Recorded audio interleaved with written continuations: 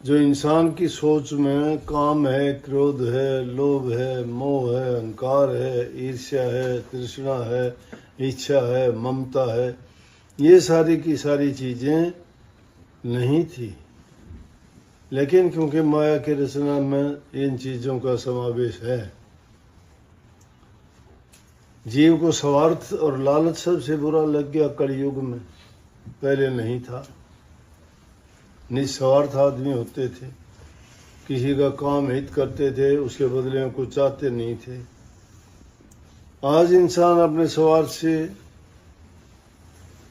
बाहर नहीं निकलता। अपने स्वार्थ के लिए अपना कितना भी उसका निजी भाई हो, बंधु हो, रिश्तेदार हो, नातेदार हो, जहाँ उसका हित आता है वहाँ वो त्याग नहीं कर सकता। लेकिन संत महात्माओं के उपदेश के अनुसार ये है, और मैं तो इससे भी हटके बहुत एक छोटी चीज़ बताता हूँ किसी को, और उसको अगर कोई अपना ले तो जीवन में उसको शांति आ जाएगी। तुम्हारे से गलती होती है तो माफ़ी मांगो, और दूसरे की गलती होती है तो माफ़ी दे दो, बस ख़त्म कहानी। अगर नहीं इस बात पर चलते हो, वो हाँ कहेगा, तुम ना कहोगे, तुम ना कहोगे, वो हाँ कहेगा, झगड़ा बढ़ता जाएगा। झगड़ा बढ़ते बढ़ते दिमाग की शांति गई, आदमी का जो काम की व्यवस्था वो सारी बिगड़ी, चिंता के कारण और पता नहीं क्या क्या उल्टे सीधे काम हो जाएंगे। तो एक छोटी सी बात के लिए इंसान अपना जीवन बिगाड़ लेते हैं, और उसी बात को अगर एक ही बार भी कह दे, इसलिए शाने आदमियों ने कही बात है कि समय का एक टाका कुछ समय के 9 टाकों से बचाता है। ए स्टिच इन टाइम सेव्स 9 बजे ना। वक्त पे अगर किसी चीज़ को संभाल लिया जाए तो बहुत बड़ी मुसीबत से बच जाता है। अगर लापरवाही करता है तो वही मुसीबत पहाड़ बन के उसके जीवन का अंत कर देती है। जिंदगी भर उसको पछताना पड़ता है, और फिर उसका पीछा भी नहीं छूटता, जिस चीज़ के बारे में आम लोग नहीं जानते। ये तो दुनियादारी के कानून के बारे में जानते हैं। यहाँ जो आदमी जैसा कर्म करता है उसकी सज़ा भोगने के बाद में भी कितना कष्ट होता है, वो सज़ा शरीर की होती है। यहाँ जो कर्म किए जाते हैं वो शरीर को मिलते हैं। आत्मिक सज़ा तो अभी बाकी रह जाती है, उसका दरगाह में फैसला होता है, वहाँ के फैसले यहाँ नहीं होते।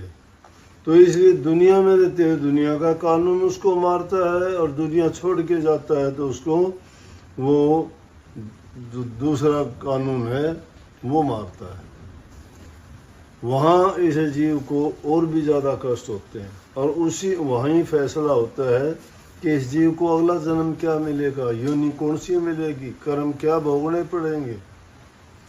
और उसके एवज में इंसान अपने खोटे मंदे कर्म जो करता है उसके कारण कोई अंधा बन के आता है, कोई लूला लंगड़ा बन के आता है, कोई भिखारी बन के आता है, कोई सेठ साहूकार बादशाह राजा बन के आता है। यहाँ आके फिर शिकायत करते हैं कि मैंने ऐसा नहीं किया, ऐसा क्यों हुआ। लेकिन अपने किए कर्म को नहीं जांचते समझते कि कभी न कभी कर्म किया था। कि दुनिया में कर्म का खेल है। इंसान जो अपने कर्म को सुधार लेता है उसका जीवन यहाँ भी सुधर जाता है, अगति भी बन जाती है। और जो यहाँ रह के इंसान अच्छे कर्म नहीं करता है तो उसका हर प्रकार से मन भी दुखी, तन भी दुखी, और उसकी अगत भी दुखी। और जो अच्छे काम करता है उसका मन भी सुखी, उसका तन भी सुखी, उसकी अगत भी सुखी, और जगत भी उसका अच्छा। जगत में रहते हुए मान पाता है, इज्जत पाता है, शांति रहती है, संतोष रहता है, पर हित करके उसको बड़ी आत्मिक संतुष्टि मिलती है। और एक इंसान किसी से धोखा दगा कपट करता है, हमेशा उसके मन में कपट छल बेईमानी भरी रहती है। ना वो आराम से सो सकता है, ना किसी काम में उसका मन लगता है, क्योंकि वो मन बड़ा शैतान है। ये सारी की सारी चीज़ें किसने एक्टिविटी परमात्मा ने नहीं की। परमात्मा ने दिया मशीन बनाने का, अगले को नुक्ता दे दिया। जिसने रचना करी उसने सारी चीज़ एक्टिवेट करके कार्ड की नेगेटिव पावर्स एक्टिवेट करके भेज दिया। जो पॉजिटिव पावर थी वो स्लीपिंग मोड में है इंसान में। इसीलिए अच्छे गुण हैं वो पॉजिटिव पावर्स हैं और दुर्गुण हैं वो नेगेटिव है। तो नेगेटिविटी तो हर इंसान में है। पाप कर्म सिखाने की कोई भी संस्था नहीं है। किसी को चोरी डकैती कोई सिखाता है, कत्ल करना सिखाता है, लड़ाई झगड़े सिखाता है, सब सीख जाते हैं बिना पढ़ाए। लेकिन अच्छी शिक्षा देने के लिए बड़ी बड़ी इंस्टीट्यूशंस हैं और वो कई कई दिनों में सिखाते हैं और फिर भी मुश्किल से उनमें कितने सफल होते हैं। इसी प्रकार से हमारी जो नेगेटिव पावर एक्टिवेटेड हैं उनमें सारे दुर्गुण जितने भरे हैं वो हैं। वो हमें सिखाने की ज़रूरत नहीं, अपने आप आ जाएंगे। लेकिन अच्छे गुण हैं वो इंसान को जगाने पड़ते हैं, वो स्लीपिंग मोड में है। और वो एक्टिवेट कब होंगे? वो जब गुरु से दीक्षा लेके गुरु के बताए रास्ते पे चल के हम उनके कहे अनुसार नाम की कमाई करते हैं, अभ्यास करते हैं, सुमन करते हैं, आत्म जागृति होती है उससे। जब आत्म जागृति हो जाती है तो इंसान को सब कुछ स्पष्ट दिखाई देने लगता है। इन आँखों से तो बारी दुनिया को देखते हैं, लेकिन जो ज्ञान चक्षु शिव नेत्र तीसरी आँख जब खुलती है वो ज्ञान की, विवेक की, बुद्धि की, विचार की आँख है, जिसमें विवेक है। दुनिया में तो कबीर साहब एक वाणी में लिखे नर पशु, गुरु पशु, तिरिया पशु और वेद पशु संसारा।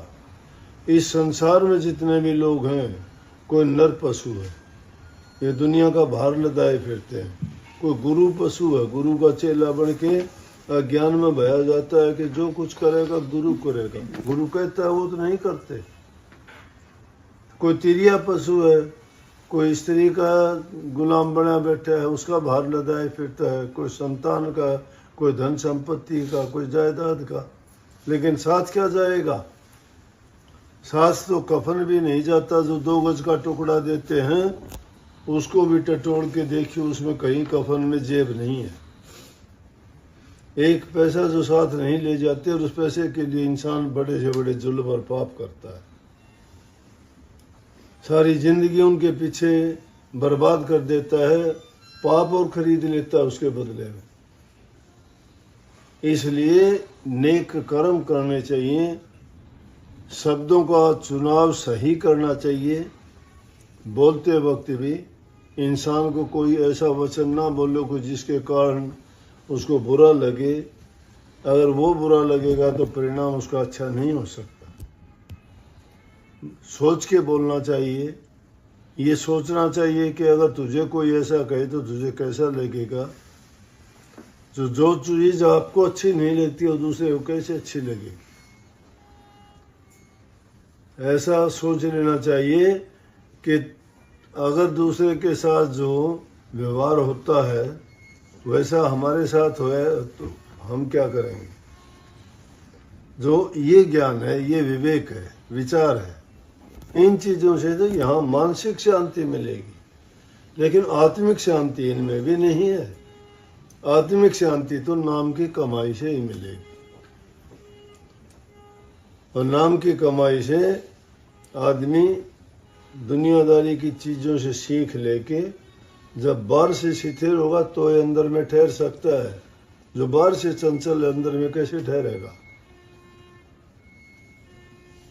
तो अच्छी वाणी बोलनी चाहिए, अच्छी वाणी सुननी चाहिए, मिथ्या बातों को तज देना चाहिए।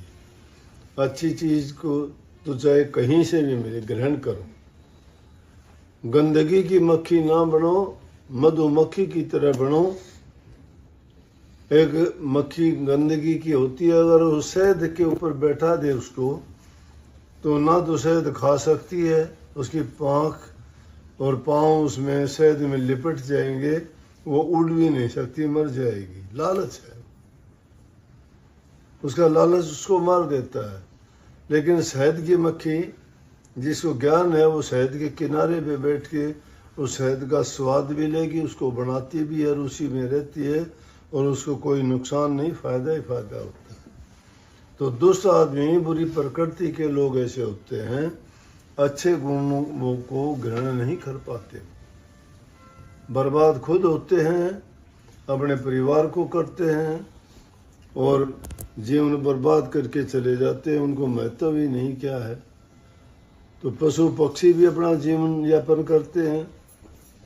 हम भी अगर परहित नहीं करते, परोपकार नहीं करते, कोई दूसरे को कष्ट पहुंचाते हैं, दुख देते हैं, तो अच्छी बात नहीं। अगर हम दूसरों को देते हैं तो हमें भी वो मिलेगा।